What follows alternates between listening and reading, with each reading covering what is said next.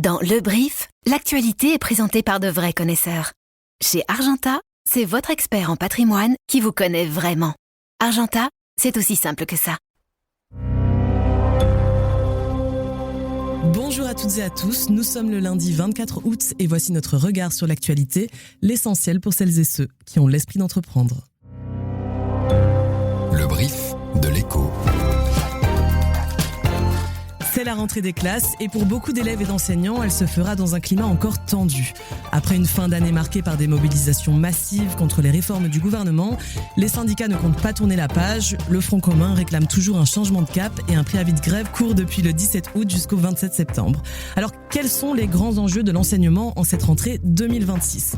Pour en parler, mon invité ce matin dirige Wallonie-Bruxelles Enseignement, le plus grand pouvoir organisateur de l'enseignement francophone. André Grenier, bonjour. Bonjour.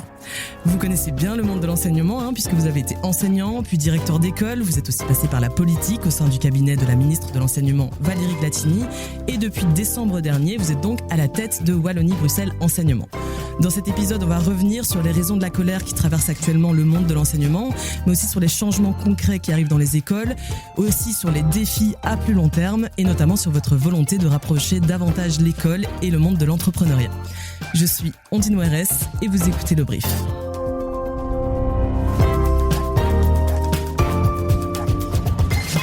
Le Brief, l'invité du lundi. Alors pour commencer, je voudrais qu'on rappelle rapidement ce qu'est Wallonie-Bruxelles Enseignement, ou WBE. C'est le plus grand pouvoir organisateur de l'enseignement francophone, environ 500 établissements, 30 000 membres du personnel et 200 000 élèves.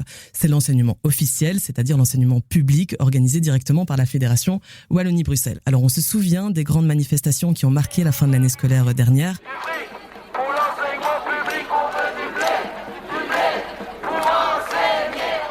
On y reviendra, mais d'abord je voudrais voir, André Grenier, quel est votre état d'esprit en cette rentrée 2026 ?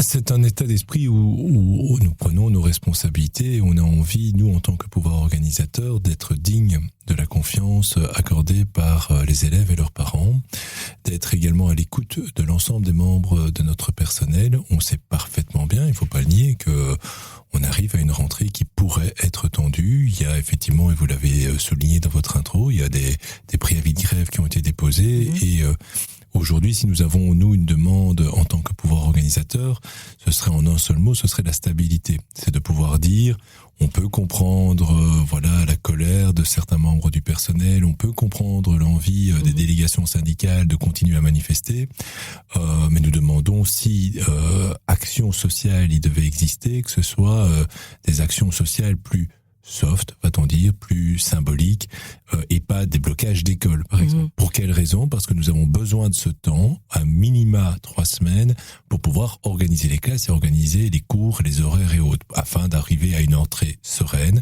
puisque notre objectif, dans toutes nos actions, c'est de pouvoir avoir au centre de nos préoccupations l'élève. Les syndicats parlent déjà d'une nouvelle mobilisation, notamment autour du 27 septembre, donc la date de la fête de la Fédération Wallonie-Bruxelles.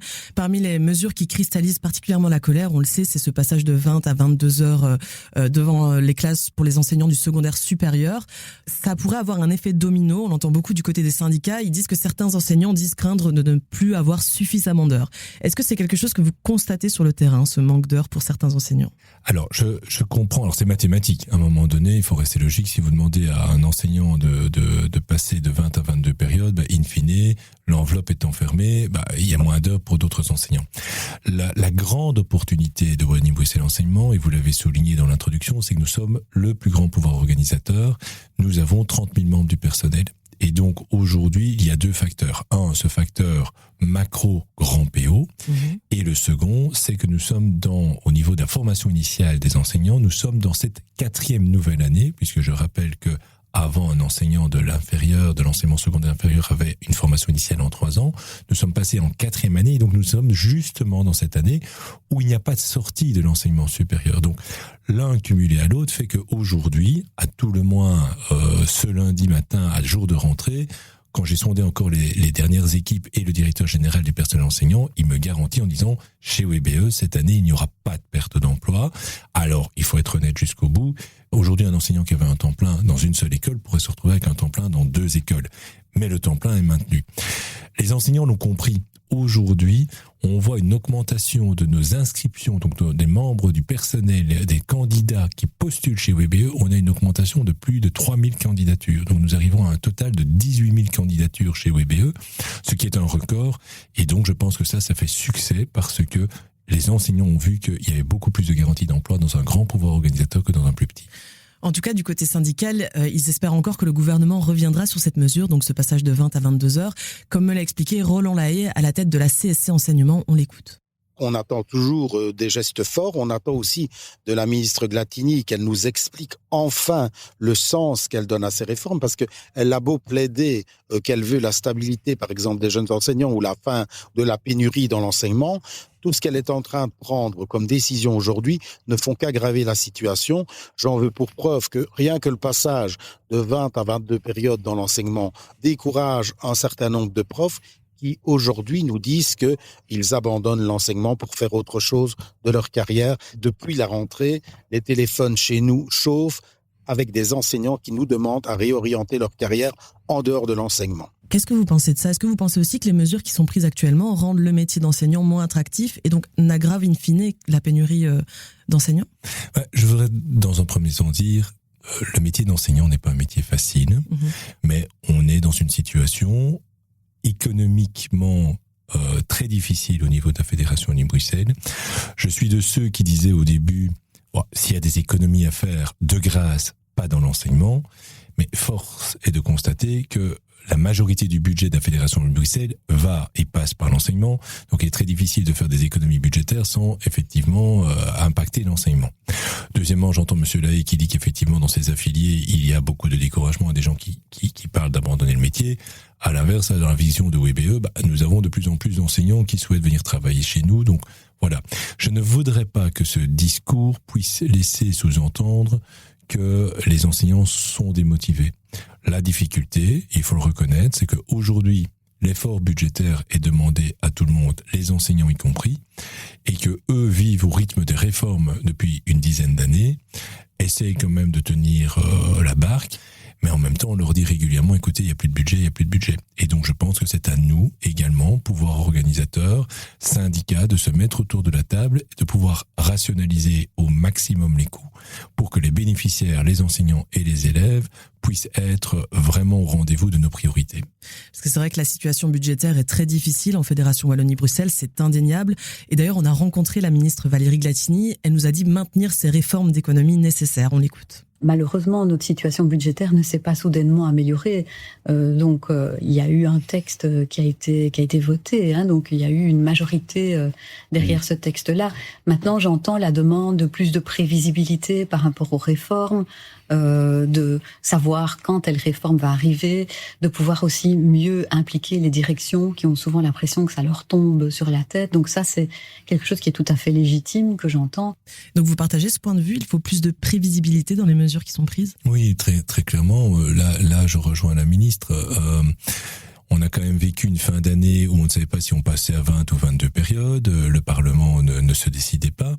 Donc nous, on a demandé à nos directions de travailler sur 2 tableaux. Un tableau avec des désignations à 20 périodes et des tableaux à 22 périodes. Wallonie-Bruxelles Enseignement, c'est 30 000 membres du personnel. Tout devait être en ordre pour aujourd'hui, jour de la rentrée. J'en profite d'ailleurs pour remercier toutes les équipes de désignation, parce que aujourd'hui, l'objectif est atteint.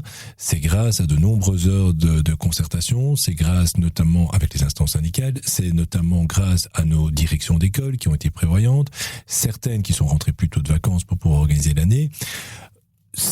On le sait, c'est pas un moment facile, mais effectivement, si les mesures peuvent être anticipées, il y a encore des mesures de dernière minute qui sont passées au Parlement en juillet qui ont remodifié la donne. Alors, elle allait dans l'intérêt des membres du personnel enseignant, donc forcément, on ne les conteste pas, mais ce serait plus facile. Et donc oui, je rejoins la ministre et de fait, nous avons eu une concertation avec elle à son invitation qui nous a déjà donné un peu le planning des réformes à venir. Et donc, plus tôt on est prévenu, plus tôt on sait vers où on va, plus tôt on s'est anticipé, et ce n'est qu'une bonne chose, effectivement.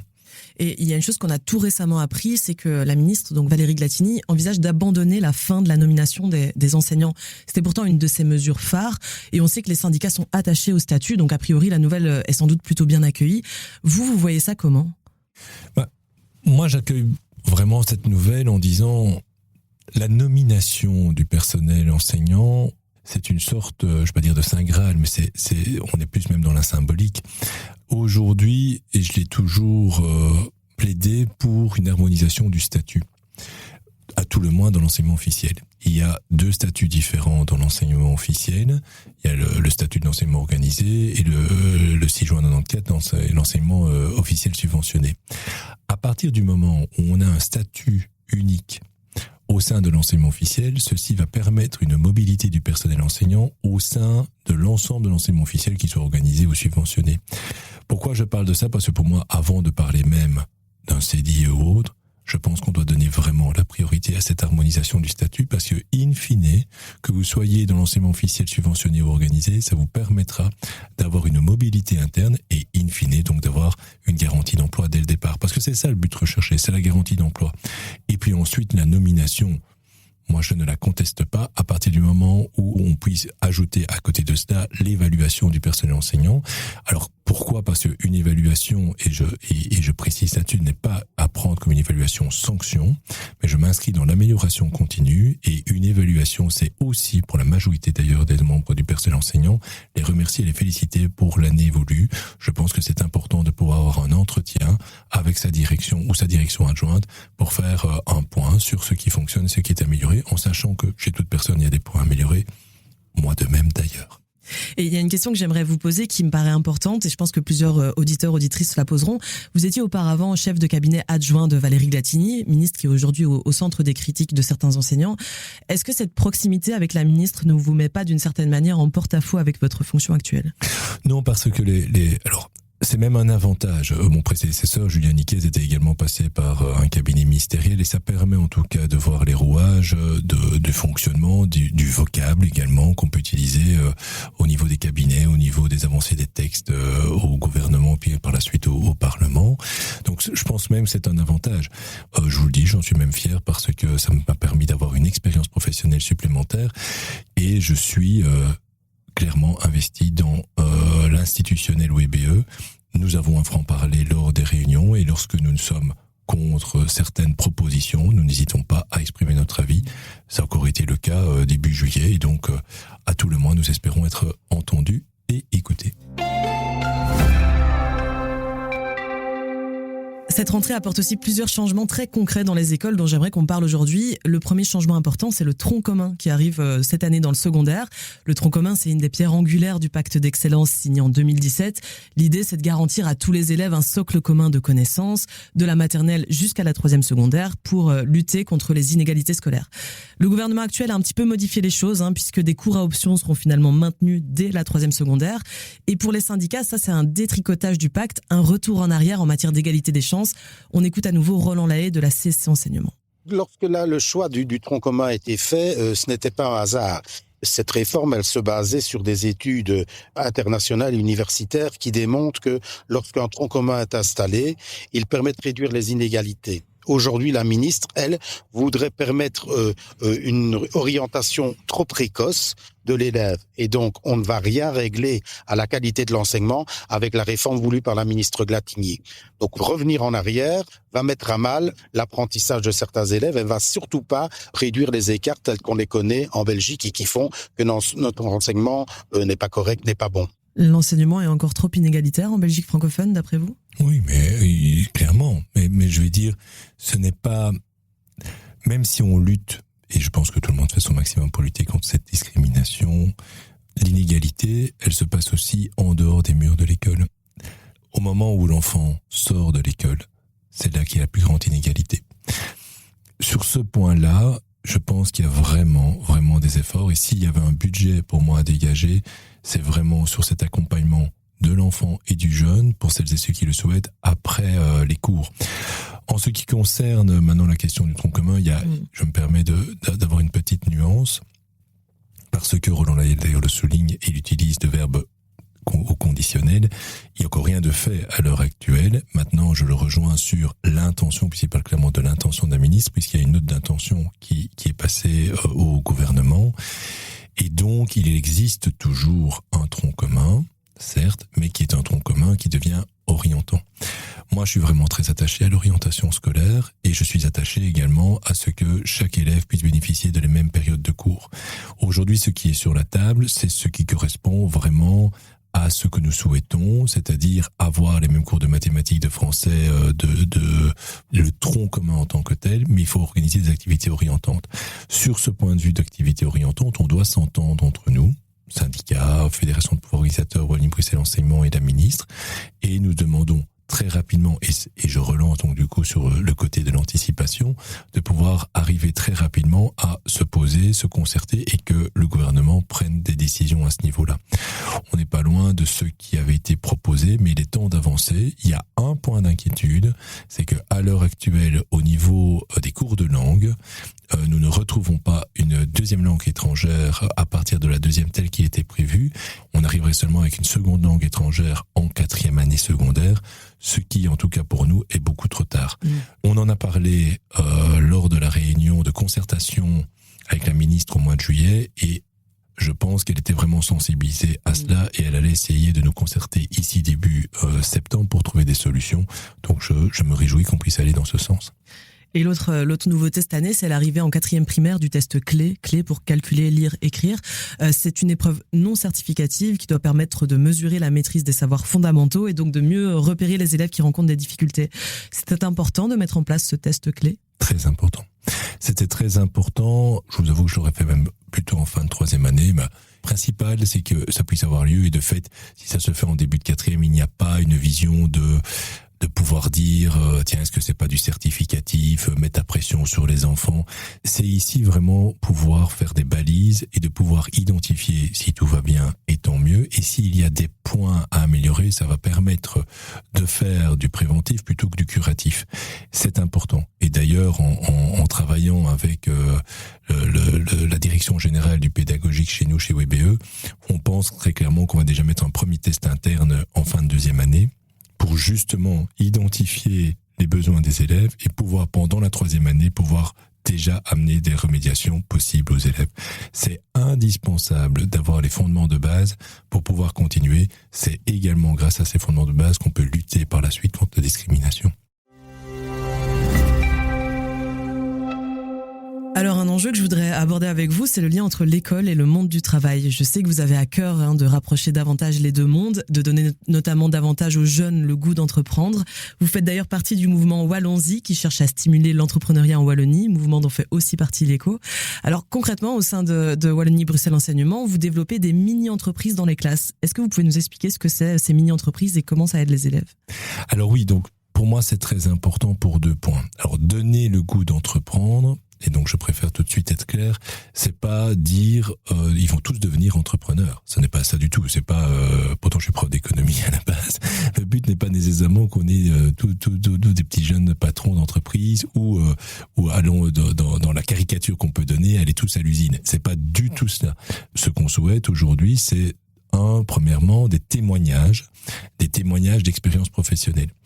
À plusieurs reprises, j'ai constaté des patrons d'entreprises qui sont vus aujourd'hui sur la place publique comme de bons patrons, de patrons de PME, de patrons à la tête de success story. Et puis quand ils commencent un peu à évoquer leur parcours scolaire, vous voyez que eux aussi ont connu des difficultés, voire même raté 1 voire 2 années. Et donc là, le jeune qui est en difficulté arrive à se projeter en se disant mais tiens, tout compte fait, il a un parcours atypique comme le mien. Et il y est arrivé. Et donc l'idée, c'est de les faire davantage venir dans les classes pour raconter leur parcours. Tout à fait. Et donc ça, c'est un point, mais vraiment très enrichissant. Ça donne de la confiance aux jeunes et ça leur permet de pouvoir se projeter. Et en même temps, c'est une expérience de vie. Alors si en plus de cela, on leur explique voilà comment on gère une entreprise, n'hésitez pas à vous lancer. C'est une mentalité, et là c'est peut-être le prof d'économie qui va parler, on sait parfaitement bien qu'il faut développer notre produit intérieur brut et que par rapport à la Flandre, nos amis néerlandophones sont quand même un peu plus sur la balle quand ils sortent du milieu de l'école. Ils ont plus le goût à dire on crée notre entreprise. Ça vient d'où ? Ça vient simplement d'une question de confiance où ils n'hésitent pas à prendre des risques et nous avons peur de l'échec. Et donc ça, c'est tout le développement des soft skills. Quand je parle avec, j'étais forcément au lancement de Wallonzy, j'ai parlé avec de nombreux entrepreneurs liés à Act for Wallonia. Ils me disent tous, André, il faut développer les soft skills, savoir se présenter, savoir présenter un projet. Tout ça, ce sont des points qu'on peut apprendre et développer à l'école.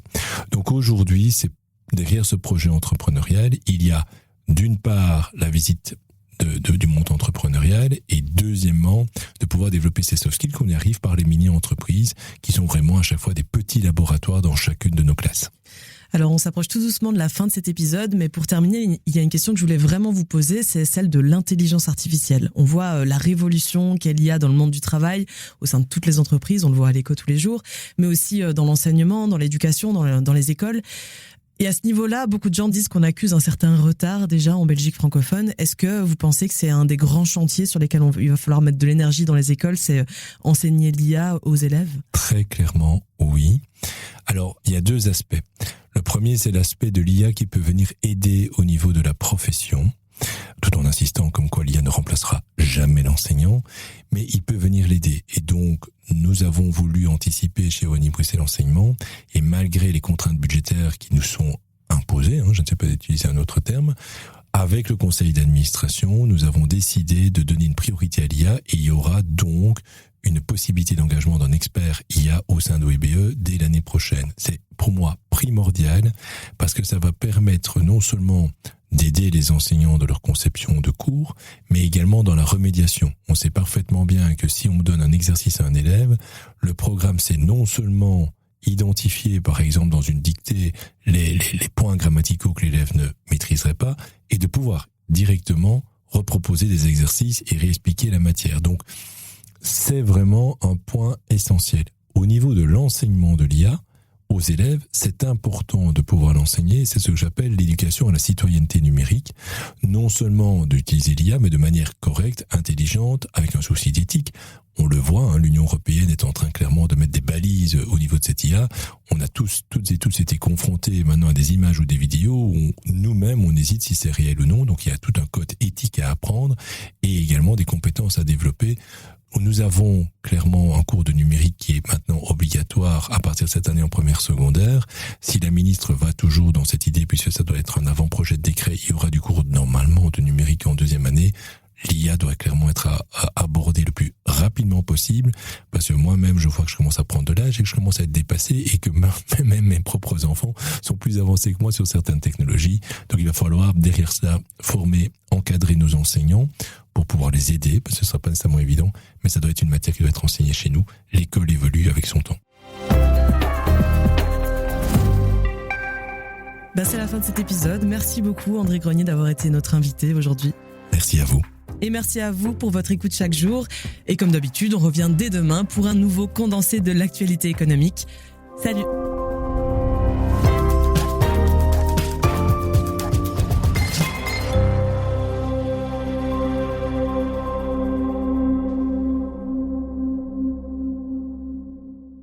C'était l'essentiel de l'info en 7 points avec le brief. Chez Argenta, l'essentiel tient en 2 points. Voici le bref. Premier point.